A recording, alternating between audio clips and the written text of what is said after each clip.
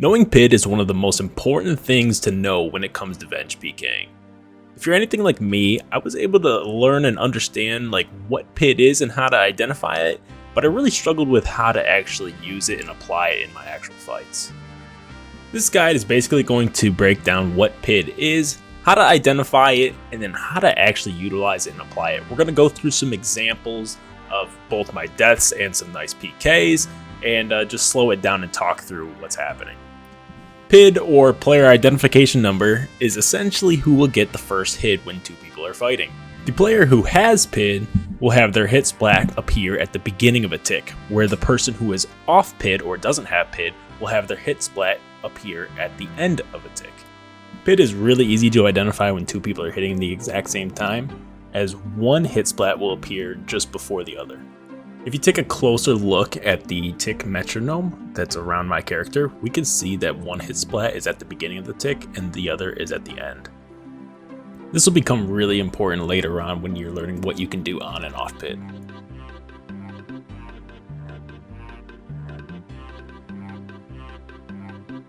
When you're not hitting at the same time, you can identify PID by your hit splat appearing in relation to your animation.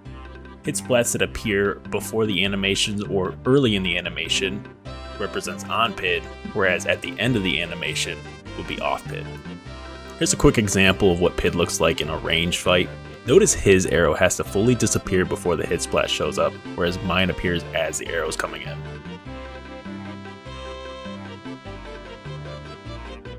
So now that we know how to identify PID, let's take a look at some examples and see what you can do when you are on PID and what you should not be doing when you're off PID. In this example, I do not have PID, so I need to be playing more defensively. However, I tried to go for an axe here and tried to eat the Venge damage before process, a common mistake in how people die to Venge.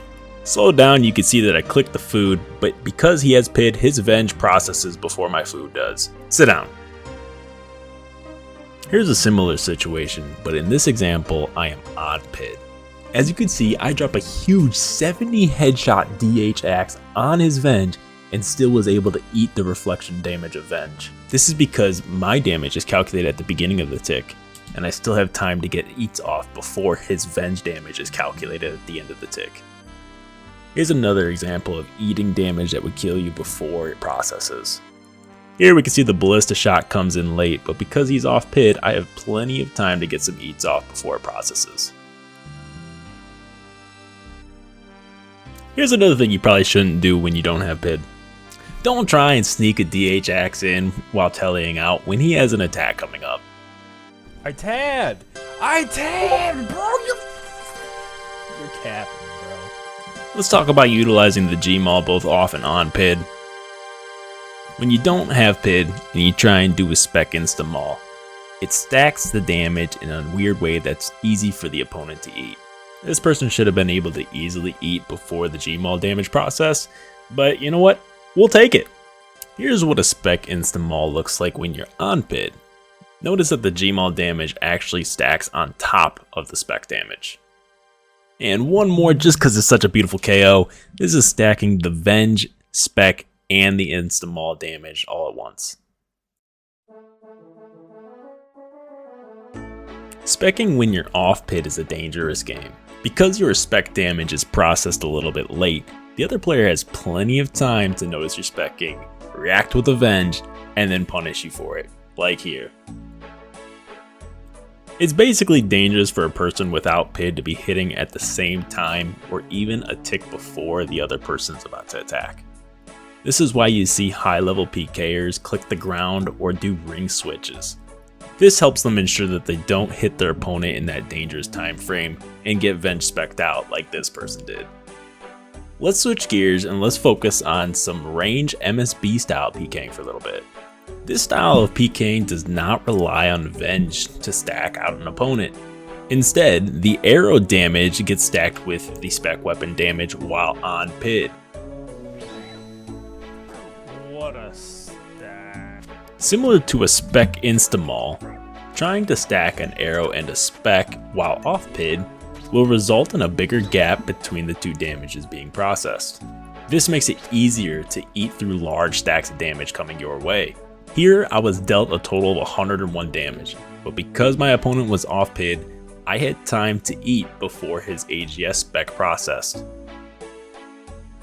Here's another on-PID example, but this time I'm stacking a double G-maul spec with an arrow. If you read the wiki description in the beginning of the video, you might have noticed that PID changes every 24 to 36 seconds. This brings us to the last thing I'm going to talk about in this video, which is PID swaps. To summarize what happens in a PID swap, essentially it creates a scenario where damage stacks at the exact same tick. In this example, I am currently off PID. The arrow damage is occurring at the end of a tick. However, a PID swap occurs on my AGS spec, meaning the damage gets processed at the beginning of the tick. This creates the uneatable damage stack that you see in this example. Here we see a PID swap occur to my opponent's favor on the arrow just before he sends a spec. A very high level PKer would have been able to pick this out immediately and either capitalize on it or eat properly so that they didn't die. As you can see, I didn't catch it in time. In this last example, my opponent gets a PID swap on his double G-maul, creating this absurd damage stack that's just uneatable. G fucking G. I hope this guide brought a little bit more clarity on what you should and shouldn't be trying to do when you are on PID versus off PID, as well as give a little more understanding as to why you need to play more offensively or defensively depending on whose PID it is.